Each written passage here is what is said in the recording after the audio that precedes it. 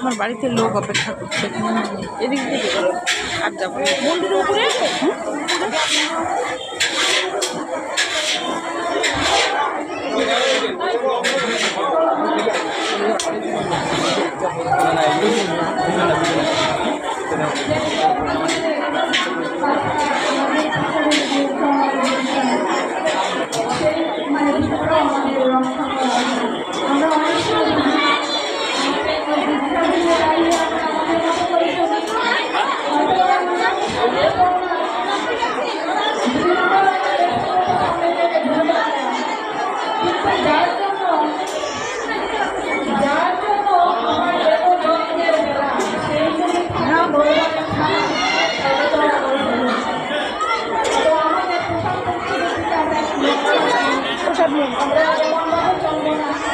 আমাদের প্রজন্ম আমাদেরকে দেখে এমন কিছু না শিখে যে ওরা রাস্তা দিয়ে হাঁটলে একজন বলে যে সবসময় যাচ্ছে কীরকম হবে, সেইরকম আমরা চলার চেষ্টা আমরা ঠাকুর যেভাবে বলছে সেইভাবে আমরা চলবো, সেইভাবে চলার চেষ্টা করবো।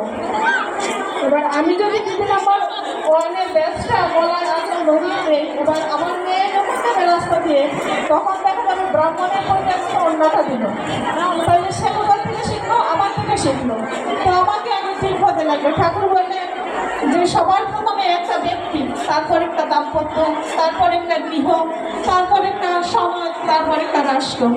আমি যদি ঠিক না হই তাহলে আমার পরিবার ঠিক থাকবে না, আমার দাম্পত্য জীবন সুখে হবে না, আমার সমাজ ঠিক থাকবে না, রাষ্ট্রের কথা তো দূরই।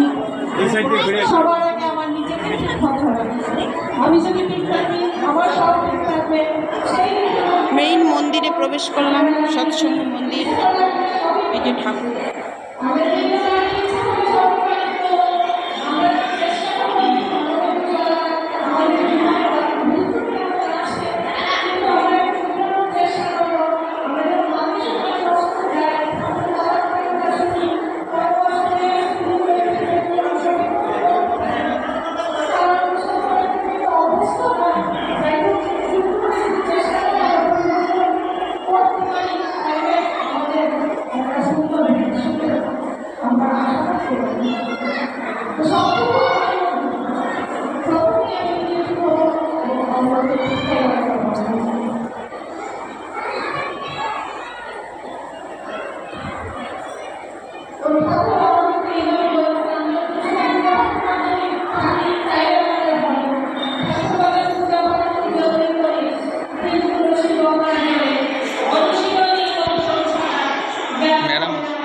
दादा मैडम वीडियो कॉल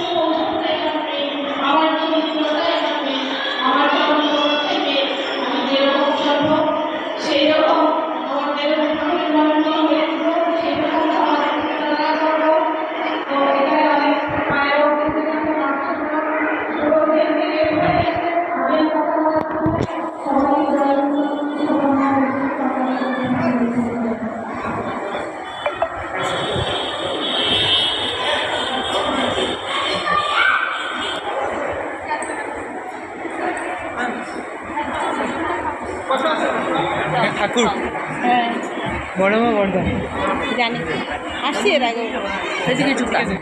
বনিতাদি খুব সুন্দর আলোচনার মাধ্যমে আমাদের অনেক বিষয় বুঝিয়ে বলল যে ঠাকুরের কথা শুনে আমরা যেমন ঠাকুরের আদর্শে অনুপ্রাণিত হয়ে আমরা যেরকমভাবে চলব, আমাদের দেখা দেখি